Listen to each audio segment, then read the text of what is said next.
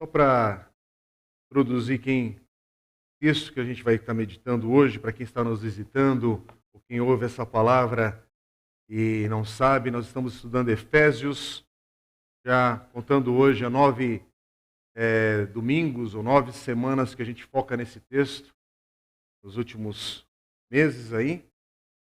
E estamos estudando essa carta de 6 capítulos que o apóstolo Paulo escreveu de uma prisão a essa igreja dos Efésios aqui, em Éfeso.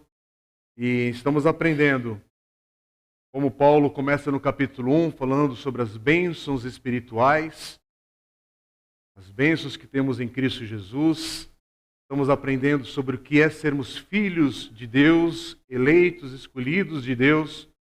Estamos aprendendo sobre o que é ter os olhos do nosso coração iluminados para que a salvação do Senhor nos alcance, ou nos alcançou, ou que te alcance se você ainda está tentando descobrir ou aprender da fé em Cristo Jesus. E aí Paulo, no final, a metade para frente do capítulo 1, ora por essa igreja, ora por esses irmãos que estão tendo seus olhos iluminados pela palavra de Deus, pela salvação em Cristo Jesus. E estamos agora no capítulo 2. Capítulo 2, última mensagem que a gente refletiu nesse texto, inclusive já passamos pelos versículos de 1 a 3, nós estudamos dos versículos 1 a 10, mas hoje a gente vai voltar. Agora a gente vai, aos poucos, focar aqui, destrinchar esse texto, porque os versículos de 1 a 10, Paulo fala do que é ser reconciliado com Deus. E aí depois, no restante desse capítulo 2, a partir do versículo 11, Paulo vai falar o que essa reconciliação com Deus promove na nossa vida, na relação uns com os outros. Então, hoje a gente volta aqui nos versículos de 1 a 3, eu queria ler com você. Fica com a sua Bíblia aberta aí. Esse texto que enfatiza sobre o que é estarmos mortos nas nossas transgressões e pecados, ou essa condição antiga, para quem o versículo 5 desse capítulo 2 já é realidade na sua vida. E no capítulo 5 diz assim, no versículo 5, diz que se estando nós mortos em nossas transgressões, nos deu vida juntamente com Cristo. Ele fala, pela graça vocês são salvos, mas a condição que você estava, ou talvez você está, é o que ele fala no versículo 1 a 3. É o texto que a gente vai ver agora. O versículo 5 não aconteceu na tua história, olha qual a condição que nós estávamos antes de termos Cristo.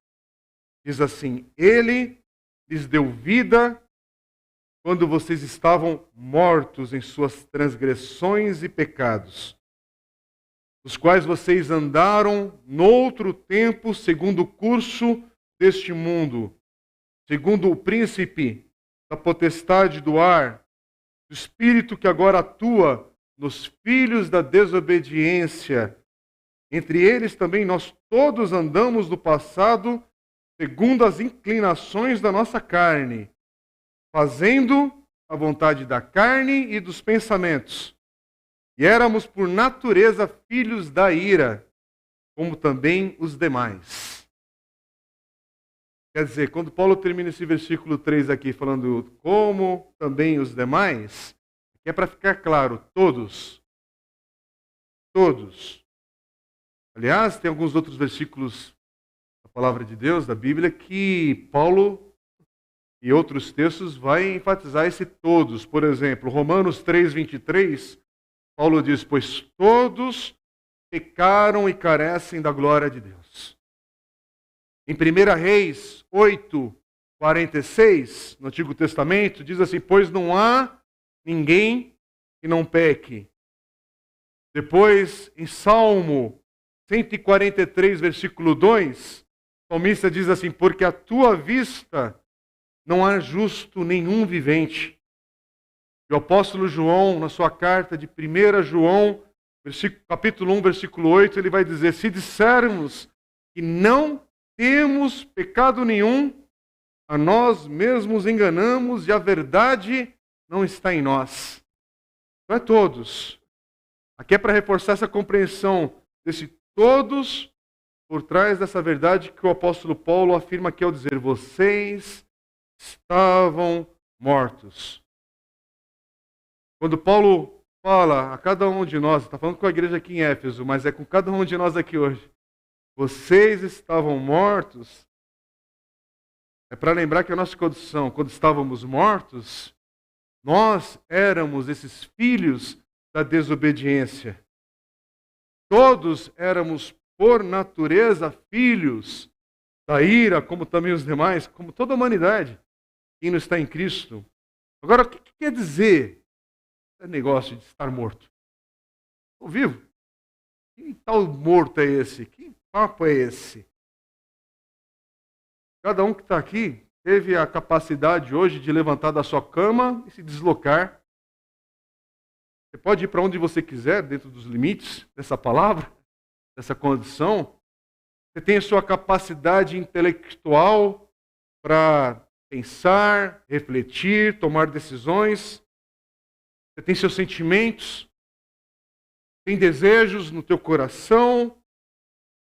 Quer dizer, cada ser humano, cada homem, cada mulher tem um tremendo potencial, capacidades, mas texto no versículo 1, 3, vou repetir aqui na leitura, fica atento ao texto. Fala que quando vocês estavam mortos em suas transgressões e pecados, quer dizer, há um tipo de morte ainda presente no mundo. Fala assim, nós quais vocês andaram no outro tempo, segundo o curso deste mundo, segundo o príncipe da potestade do ar, do espírito que agora atua nos filhos da desobediência.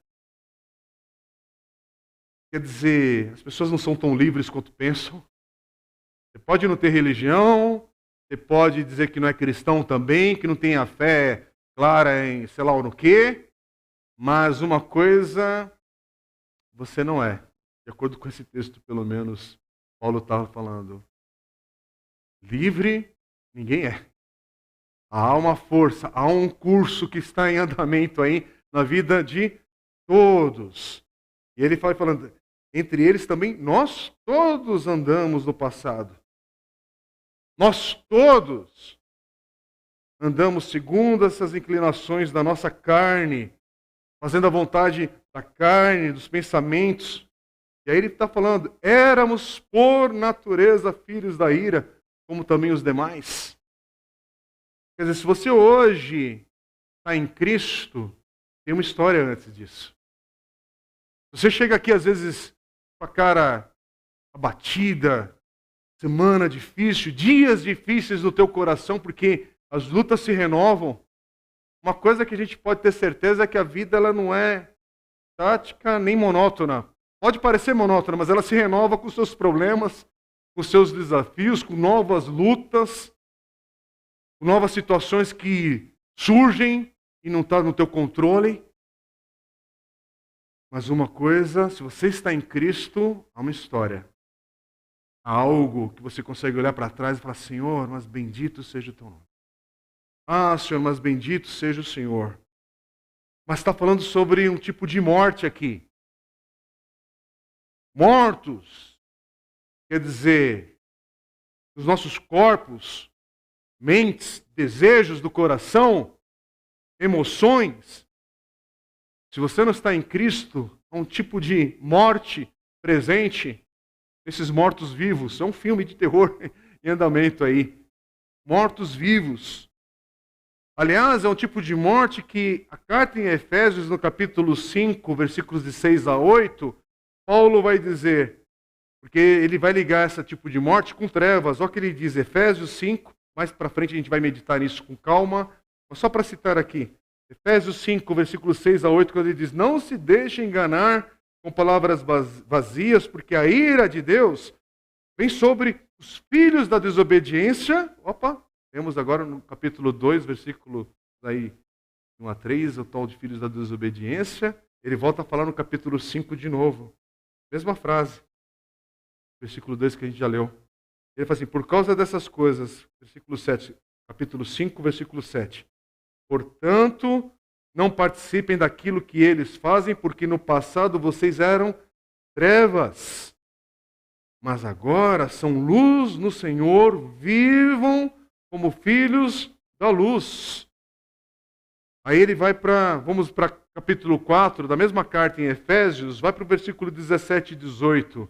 Paulo vai dizer assim: não vivam mais como os gentios que vivem na vaidade de seus próprios pensamentos, tendo o seu entendimento obscurecido, separados da vida que Deus concede por causa da ignorância em que vivem. E o que é isso tudo? Pela dureza do seu coração. O que é a morte que Paulo está falando? No capítulo 2, essa dureza do coração. É a dureza que há no coração de quem não nasceu de novo. É a dureza que há no coração que lá atrás, há muitos anos, centenas de anos atrás, no Antigo Testamento, a promessa é feita no livro de Ezequiel, capítulo 36, versículo 26. Uma promessa que tem que acontecer nas nossas vidas e que Jesus veio cumpri-la. Promessa de salvação, de sermos salvos. Ezequiel 36, 26. Muito antes da carta aos Efésios ser escrita.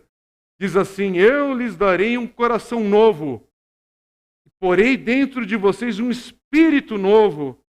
Tirarei de vocês coração de pedra.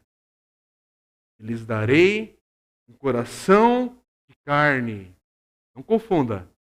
A carne aqui não é um coração carnal. Aqui é um coração de carne em contraste com um coração de pedra. Esse coração de carne aqui não é no sentido negativo. Esse coração de carne, em contraste com o coração de pedra, é um coração macio, afável, coração ensinável. Então, a morte que Paulo está falando, aqui em Efésios 2, essa morte, essa dureza, essas trevas que ele está citando aqui na sua carta aos Efésios, que nos levam a andar nisso que ele chama de transgressões e pecados. Aliás, percebeu que há uma diferença entre transgressão e pecado? Mais adiante a gente volta nisso. E ele diz assim: segundo o curso deste mundo, segundo o príncipe da potestade do ar, do espírito que agora atua nos filhos da desobediência. Quer dizer, essa era a nossa natureza antes de Cristo. Então dá para perceber que antes de Cristo, Paulo está falando, nós não tínhamos esperança. Não há esperança sem Jesus. Não há esperança sem Cristo. Não é uma coisa de esforço, de reprogramar a mente, de uma neurolinguística, de aprender a falar só coisas positivas para a vida. Não. Não é sobre mexer nos cubos mágicos, nas pedras preciosas e na imagem correta, energizar a sua casa. Não é sobre aprender os mantras espirituais, visitar lugares sagrados. Não. O que está errado é que a vida sem Jesus, sem Cristo, há trevas, há dureza. Você é filho da desobediência. Há uma natureza sobre você que te toma. E não é sobre ações. Ah, mas ele é tão justo, ele é tão correto. Não, é uma condição do homem. É uma condição da natureza humana. Sem Jesus. É por isso que Paulo está enfatizando que, olha, sem Cristo não há esperança.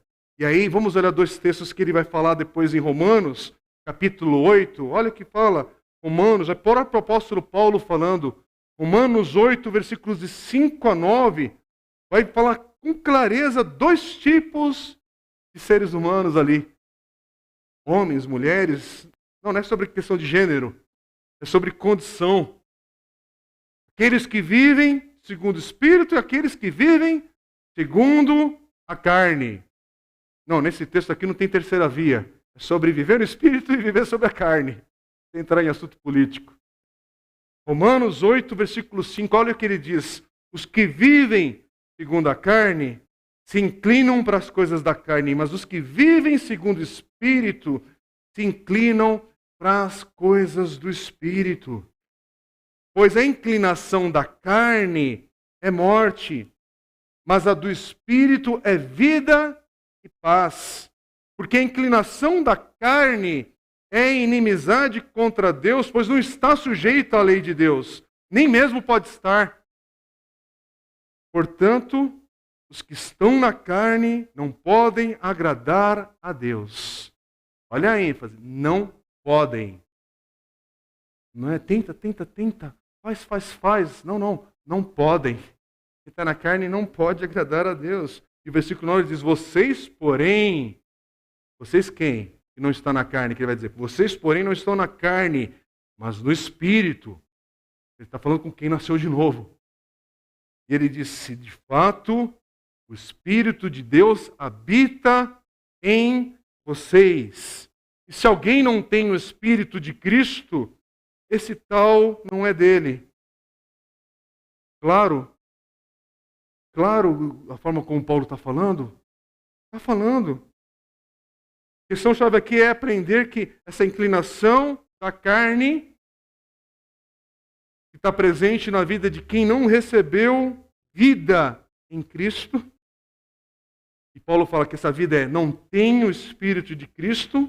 Quer dizer, essa inclinação da carne não é só uma questão de não estar sujeita à lei de Deus. Ela não pode, não consegue, não tem forças para estar, não tem possibilidade de ficar sujeita à lei de Deus, porque é rebeldia às coisas de Deus. Não consegue. Por isso que Paulo está falando, aqueles que estão na carne não podem agradar a Deus, não conseguem. Quem está na carne há uma incapacidade para discernir as coisas que são do Espírito, é uma incapacidade espiritual, é uma dureza presente no coração, é uma impossibilidade de enxergar as coisas de Deus, de valorizar, de dar valor às coisas de Deus, a beleza, a glória, a santidade de Deus. Não há alegria na palavra de Deus, de se submeter a essa palavra, a vontade de Deus, porque está na carne. Por isso que muitas coisas que às vezes se compartilha de uma vida na igreja, de uma vida em Cristo, do que Deus está fazendo na tua história, na tua vida, às vezes você senta com uma pessoa e não tem sintonia. Você já teve essa experiência? Aconteceu algo tremendo, você quer glorificar a Deus, mas você senta com uma pessoa que não nasceu de novo, não faz sentido. Não entende. E não entende por quê? Porque não tem como conseguir entender, não tem como ela absorver aquilo, não tem como enxergar. Olha o que diz Paulo em 1 Coríntios, capítulo 2, versículo 14. Irmãos, são vários versículos. Fica firme na sua Bíblia, na sua texto aí. E olha o que diz Paulo em 1 Coríntios 2,14. Ora, a pessoa natural não aceita as coisas do Espírito de Deus porque eles são loucura. E ela não pode entendê-las. Porque elas se discernem espiritualmente. Não é interessante isso? Paulo está deixando claro, olha, o versículo 5 do capítulo 2, que é receber de Deus essa vida juntamente com Cristo e lembrar que é pela graça que vocês são salvos. Se isso não acontecer na minha, na sua vida, na vida de quem você ama, não tem discernimento espiritual. Não enxerga, não vê. Então não adianta, não é curso, não é leitura dinâmica bíblica, não é ler texto, lê, ora, reza, faz, oferta, mas continua sem discernimento porque está na carne. Não nasceu de Deus. Não tem essa esperança de enxergar. Agora a pergunta é, se essa é a condição das pessoas sem Cristo, então como é que a gente fala? Por que falar? Como é que a gente no linguajar evangelical aqui nós, como é que a gente evangeliza? Como é que a gente fala com as pessoas sobre as coisas de Deus? Então por que eu vou compartilhar o Evangelho? Mais uma vez, milagre do novo nascimento feito por Jesus. Não sou eu, não é você. Ninguém tem esse poder para fazer alguém nascer de novo. Ô, Ronaldo, vem aqui. Chacoalha o Ronaldo, nasce de novo. Pá, dá um pedala. Não vai dar certo. Vou ser processado no final disso tudo. Não tem. Dá a mão aí, irmãos. Vamos fazer uma roda e fica rodando no irmão. Isso é macumba gospel, né? Mas é outra coisa. Menos. Não tem isso. Às vezes você vê uns negócios na televisão, no rádio, uma forçação de barra para mover os céus na direção da pessoa. Desculpa. Não faz sentido. Não é isso. O milagre do novo nascimento é feito por Jesus. Descansa teu coração nessa verdade. Ah, mas meu marido não entende as coisas de Deus. Mas confia em Deus. Continua confiando em Deus. Não é você que vai fazer ele nascer de novo. Dá vontade, né? Coloca numa como é que chama lá? Máquina de lavar roupa da Brastemp de 16 quilos lá de litros de, sei lá como é que chama o negócio, né? E coloca a Bíblia junto e vê se entra a palavra de Deus no coração. Não vai entrar, irmão. Vai ter um prejuízo ainda. Não vai dar certo. Por quê? Porque não é assim. Não é essa lógica. Não sou eu. Eu vou naquela igreja porque lá vai dar certo. Olha, não é bem assim. Pode até dar certo, mas é por uma sequência de outras coisas que já está em andamento. Irmãos, é que nem quem está nos visitando aqui, quem está passando por aqui, ou se você está aqui há anos no nosso ambiente, mas ninguém aqui tem a capacidade de fazer você nascer de novo. Ninguém fala, olha, você aperta o código, tijolinho 1, tijolinho 2, e você vai achar um tijolo mágico aqui com um versículo bíblico, e vai dar tudo certo. Não é assim. Vem aqui porque a gente vai te ungir com óleo, e aí o óleo vai derramar na sua testa. Não. Aliás, a gente às vezes ora, às vezes a gente tem um simbolismo nessa oração, mas é por outros valores. Não é porque ali está impetrado alguma coisa. Não é isso. Ninguém aqui tem essa capacidade. Não é capacidade intelectual. Não é convencer o outro com argumentos, porque você pode convencer, mas a pessoa não converte.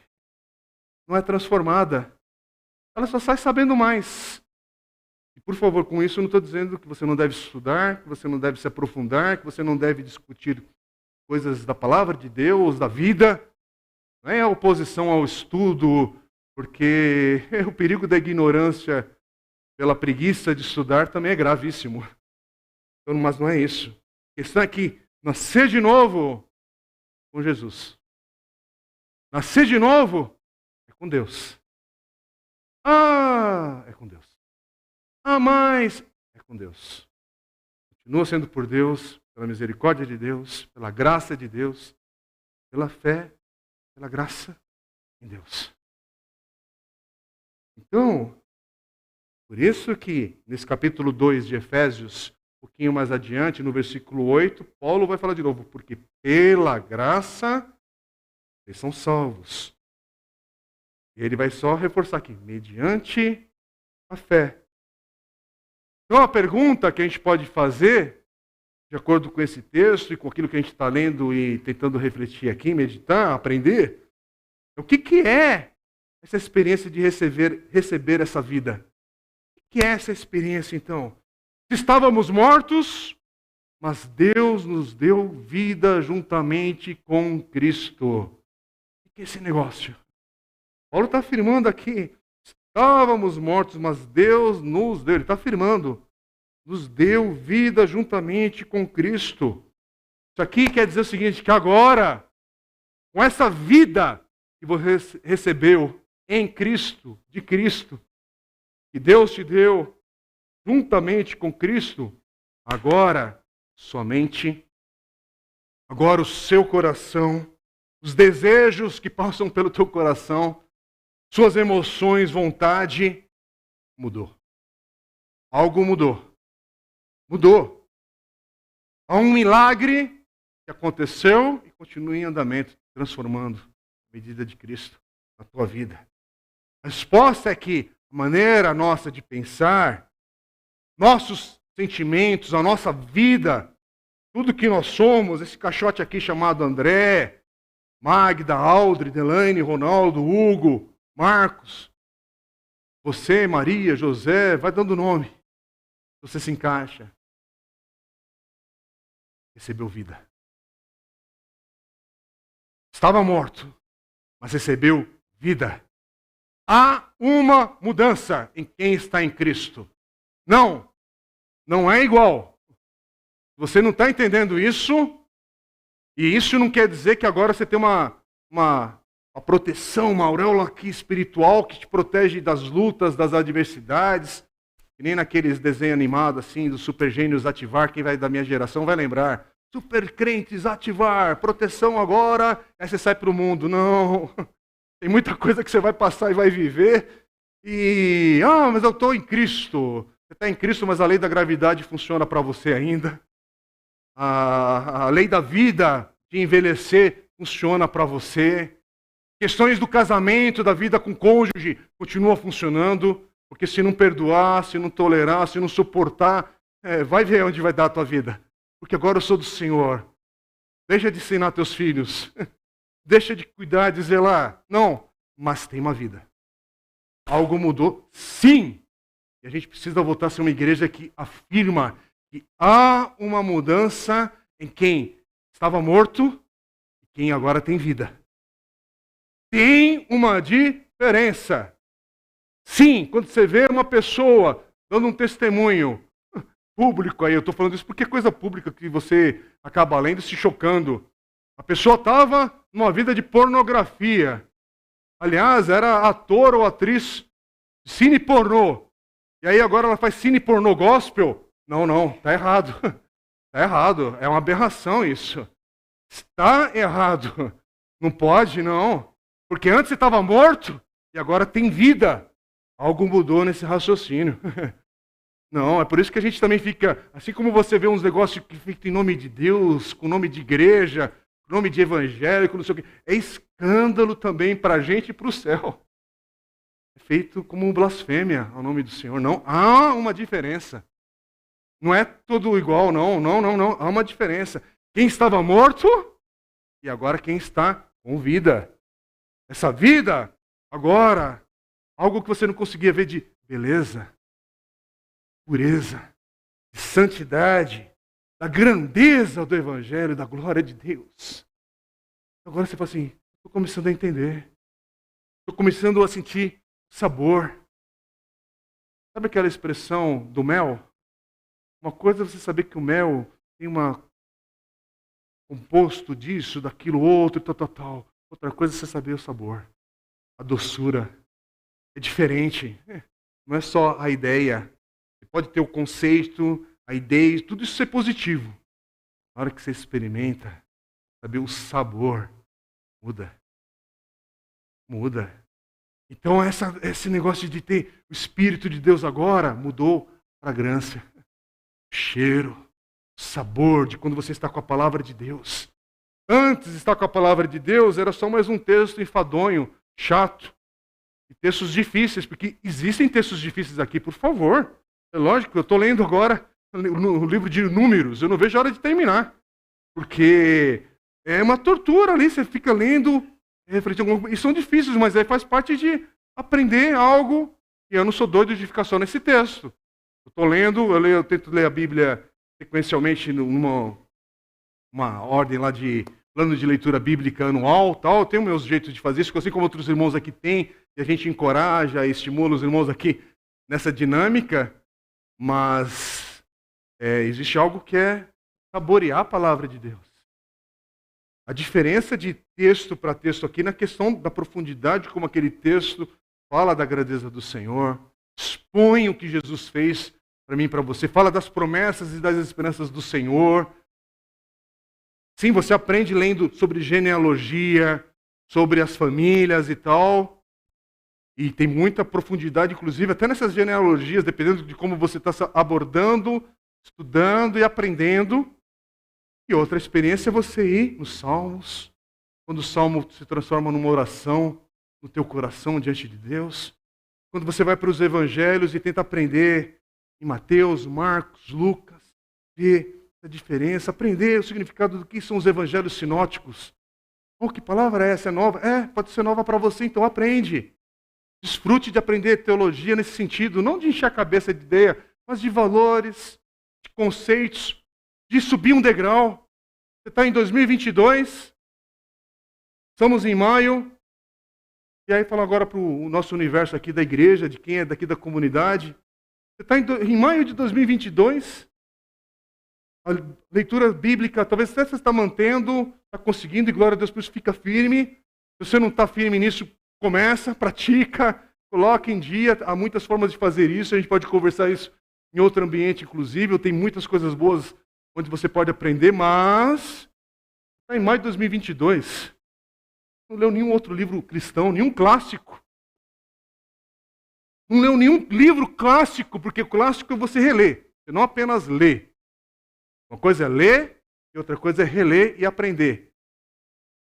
Desculpa, e aí você quer que tenha uma vida triunfante no Senhor, sem fazer nada. E aí a gente está falando aqui, agora você tem a vida de Cristo em você e que potencializam uma forma de olhar para o texto bíblico, para outros textos que instruem da palavra de Deus e tem um discernimento. E agora, o Espírito de Deus em você para te ajudar, potencializar isso no teu coração, para te dar forças e ânimo, tua razão, maneira de enxergar as coisas mudou. E aí, uma coisa que também muda com essa vida em Cristo, você olha para, você era culpa, pecado, medo do inferno, medo da tua condição antes, sem Jesus, agora, você olha para a gloriosa suficiência em Cristo Jesus apenas. Apenas Ele, dele, por Ele e para Ele, e absolutamente nada precisa ser acrescentada à suficiência em Cristo Jesus. Não precisa de penitência, não precisa de fazer a oração forte de não sei o que, não, é Jesus. É Jesus, e por causa do sangue de Jesus, você foi perdoado, você foi justificado. Agora, o seu olho brilha diante dessa verdade, salvo pela graça, mediante a fé. Bendito seja o Senhor. Os olhos do nosso coração são iluminados. Capítulo 1 de Efésios, versículo 18. O que acontece em nosso coração é fé. O que acontece aquele que tem vida, fé do Senhor se concretiza aí nessa história. Fé, que não é o que você faz para receber a vida. Fé é a resposta, é o que você faz como resposta por ter recebido essa vida. É diferente. E Paulo vai falar em Efésios 5, 6 a 7. Depois, versículos 12 a 14. Capítulo 5, versículo 6. Ele diz assim: não se deixe enganar com palavras vazias, porque a ira de Deus vem sobre os filhos da desobediência por causa dessas coisas. Portanto, não participem daquilo que eles fazem.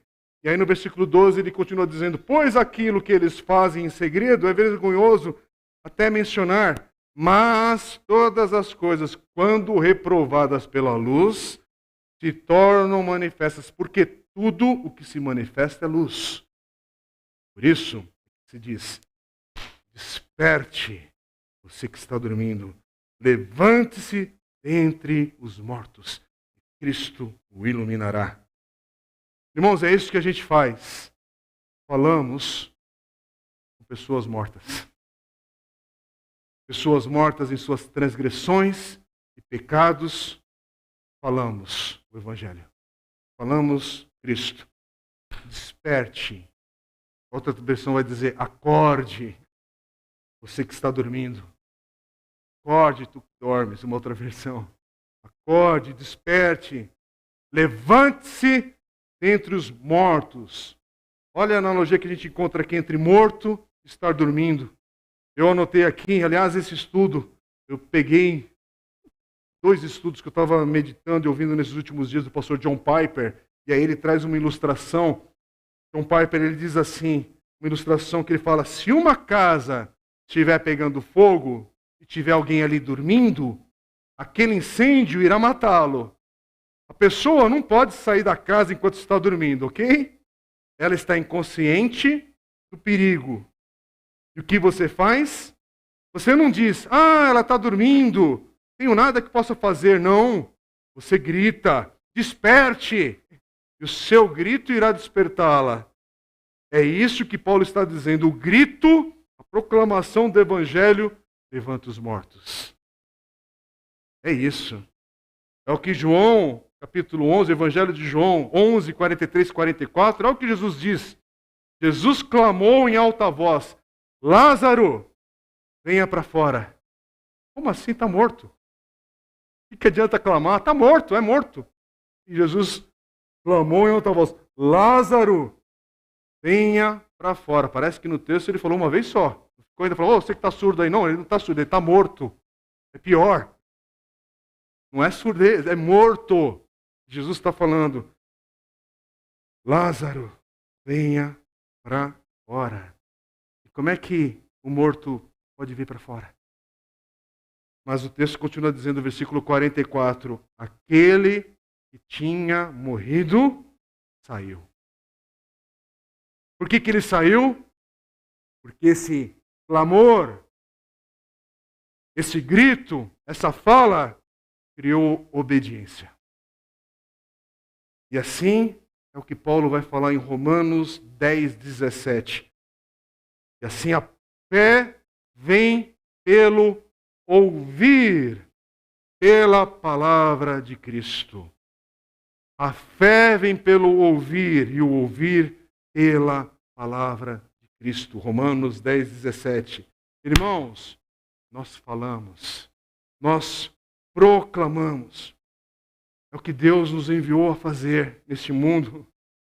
Falar, proclamar, compartilhar o Evangelho, compartilhar de Cristo. E é por nosso meio que Deus vai despertar as pessoas. Despertar não é você. Despertar é Deus. É o Espírito de Deus. Você fala, você clama. É isso que nós fazemos. Quem levanta dos mortos é Deus. Por isso que para de entrar numa paranoia. Aquela pessoa está indo para o inferno, perdido, isso, aquilo, outro. O que eu faço? Você continua testemunhando, vivendo, proclamando, orando, intercedendo, chorando. Intercessão. Porque olha o que diz o texto lá em Atos dos Apóstolos, capítulo 26. Atos 26, 18, Jesus está falando, Jesus ressurreto, está falando com o apóstolo Paulo e fala assim, eu o envio para abrir os olhos deles. Deles quem? Pessoas mortas. Pessoas cegas espiritualmente. E que Paulo, não é Paulo que tem o poder para fazer abrir os olhos. Não é Paulo que vai dar vida. Paulo é homem. A obra de abrir os olhos espirituais, de dar vida, é de Jesus. Ele é enviado por Jesus. Mas não é Paulo que faz esse negócio acontecer. Então, você não precisa pensar que eles são cegos, o que eu posso fazer? Se estão mortos, o que eu tenho para contribuir aqui? O que eu posso acrescentar aqui? Opa, não é essa a lógica. O texto está dizendo assim, eu o envio para abrir os olhos deles e convertê-los das trevas para a luz e do poder de Satanás para Deus. Esse Satanás aqui é o que Paulo está falando em Efésios capítulo 2, esse príncipe da potestade do ar, tem nome. Essa influência que o mundo sofre, está sob esse poder, tem nome, é Satanás. Mas aí Paulo fala, aliás, Jesus está falando para Paulo aqui em Atos, a fim de que recebam remissão de pecados e herança entre os que são santificados pela fé em mim. Entendeu? Não é pela fé em Paulo, não é pela fé na Igreja Batista, não é pela fé nas ordenanças, nos sacramentos e piriri pororó, não. Pela fé em Jesus. E essa poderosa declaração aqui, eu e você, Deus nos convida. Você fala, você proclama, você testemunha, você vive, você anuncia. O quê? Fala de vida. Fala vida, proclama vida para corações mortos. Isso se o Espírito Santo estiver em você, em nossa vida, nesta igreja. O Espírito Santo não está aqui, estamos perdidos. O Espírito Santo estiver em nós, você fala a vida. Sim, há muita igreja, entre aspas. Parece que o Espírito Santo não está ali. E aqui, por favor, eu não estou falando para acusar, citar nome de pastor A, B, C, D, E, da denominação tal. Pode ser batista, pode ser Assembleia de Deus, pode ser isso, aquilo, outro, tradição reformada, pentecostal, sei lá o que, isso, daquilo, outro, pode ser um monte de coisa. A pergunta é, o Espírito de Deus está ali? O Espírito de Deus está ali? A vida é proclamada, falada, anunciado. E olha o que acontece com Paulo pregando para pessoas mortas, cegas espiritualmente. Em Atos, capítulo 13, um pouquinho atrás ainda desse texto, Atos 13, versículos 47 e 48, diz assim: porque o Senhor assim nos determinou, eu coloquei você como luz dos gentios, a fim de que você seja para salvação até os confins da terra. E veja o que acontece, versículo 48, os gentios ouvindo isto, quer dizer, fé vem pelo ouvir, e os gentios ouvindo isto, se alegraram e glorificavam a palavra do Senhor, e creram todos os que haviam sido destinados para a vida eterna. Em outras palavras, o meu e o seu trabalho não é decidir quem vai ser destinado para a vida eterna. Aqui a gente não tem um grande passaporte celestial, falar carimbado, visto para o céu. Não é assim que funciona. Não é meu trabalho. Não sou eu que faço a escolha, a decisão, enfim. Não é a igreja, não é a tradição, ninguém tem a capacidade e a autoridade de Deus para decidir quem são os eleitos, os escolhidos. Nosso trabalho não é levantar mortos. Presta atenção nisso. O nosso trabalho não é levantar mortos. Não é você que desperta alguém. Nosso trabalho é pregar, proclamar o Evangelho, viver o Evangelho e orar. Espírito Santo, venha e faça aquele que está morto viver. Essa é a nossa oração, irmãos. Um irmão, uma irmã, sua família, irmão em carne mesmo, um sobrinho, uma sobrinha, um primo, uma prima, um genro, nora, sogra, sogra, pai, mãe, um amigo, uma amiga. Aí você olha para Paulo e fala assim, eu estava pensando que aquele que me vem à mente agora era uma situação difícil para o Senhor. Mas quem foi Paulo? Esse que está ensinando agora? Paulo que perseguia a igreja, que perseguia essa fé, agora está nos ensinando, encorajando e falando e exortando e está colocando a sua vida em risco. Irmãos, essa é a parte bonita de você olhar para o texto bíblico e usar a tua compreensão e a tua reflexão, porque uma coisa que se olha na vida dos apóstolos é, peraí, a fé em Cristo é uma mentira, é uma construção humana, como é que esses homens que a história cita, não precisa apenas ir para o texto sagrado da Bíblia, como é que esses homens que eram covardes antes da crucificação de Jesus, depois que Jesus morreu, foi sepultado, e se você não crê na ressurreição, como é que eles tiveram tanta coragem para agora colocarem suas vidas a todo custo por causa desse Jesus? Como assim? Por um ano, e olhe lá, até aguenta talvez uma pressão, mas a vida, décadas depois, mantém a integridade da vida, do ensino, do testemunho, debaixo da pressão dessa época, quando a fé em Cristo custava a cabeça, literalmente, de muitos. Ele falou, não, eu vou morrer porque eu creio naquela besteira lá. É um continho. A gente juntou um grupinho, inventamos aquilo tudo, escrevemos textos, sem falar uns com os outros. Não tem como, é muita coisa aqui que está por trás. Mas, Espírito Santo, onde havia morte, trouxe vida. E aí não é mais igual. Então, sabe essa pessoa que você está olhando hoje, que está longe de Jesus? Ou talvez você olhe para a tua vida e fale, não, mas eu fiz besteira. A besteira que eu fiz é grande demais. Não tem nada grande demais que o sangue de Jesus não possa cobrir, perdoar, restaurar e recomeçar de novo. Não creia nesse Deus deste mundo, na sabedoria humana, que é diferente. Quer te jogar para baixo e continuar te jogando para baixo até o fim da tua vida. Não, em Jesus você estava morto nas suas transgressões e pecados, e agora, por causa de Deus, em Cristo, você pode ter vida. E se você está perguntando, mas sou escolhido, sou eleito, só de você estar podendo elaborar isso no teu coração, não importa muito a tua elaboração teológica, mas você pode orar, Senhor, Espírito Santo, eu estou nessa condição de morto, faça-me viver. Me inclui nesses eleitos, nesses escolhidos, me faz fazer parte disso. Eu quero te convidar a ficar em pé comigo agora para a gente orar. Se você está pensando, refletindo, continua orando, refletindo e pensando, mas nós vamos orar. Talvez você tenha que orar hoje e voltar a agradecer a Deus, porque você tem o Espírito de Deus na tua vida.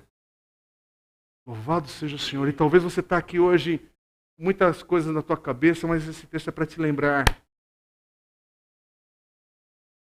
Se despertar, e se levantar dentre os mortos é obra do Espírito Santo de Deus. Descansa. Não vive com esse treco nos teus ombros, não. Não fica vivendo com um peso que não é para estar aí sobre acusação na cabeça. Ah, porque eu falei naquilo, ah, porque eu errei, ah, porque eu deveria ter dito aquilo. Não, a gente pode aprender com um monte de coisa, mas nesse momento aqui é conserto. Esse momento aqui talvez seja hora de perdão. Talvez esse momento aqui é hora de reconciliação. E talvez esse aqui é o momento de falar, Espírito de Deus, traz vida. Essa é a minha condição de morto espiritualmente, de cego para as coisas do Espírito. Eu quero ver. Então ora, vamos orar agora uns pelos outros, vamos orar por nós, pela nossa família, por pessoas que a gente ama. Usa esse momento agora para orar. Vamos clamar a Deus. Senhor, obrigado, Deus, porque a nossa condição de mortos espiritualmente, caminharmos nas nossas transgressões e pecados, Deus, sobre o curso deste mundo, debaixo do poder de Satanás, foi quebrada, rompido, transformado em Cristo Jesus, que nos deu vida.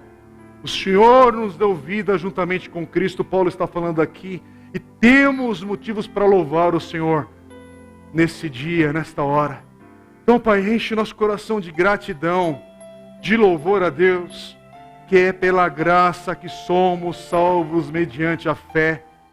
E hoje, Pai, oramos por se alguém que está morto, cego espiritualmente entre nós, que o Teu Espírito traga vida, que o Teu Espírito traga reconciliação e perdão.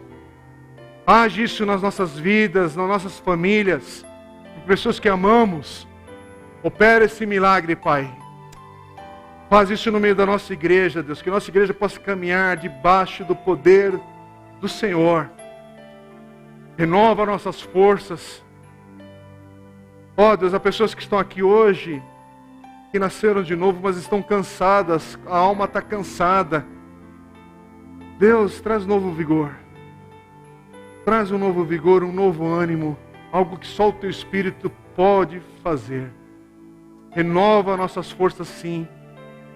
Renova nossos sonhos, os desejos do nosso coração possam ter esse filtro santificado, purificado no Senhor, pela Tua palavra.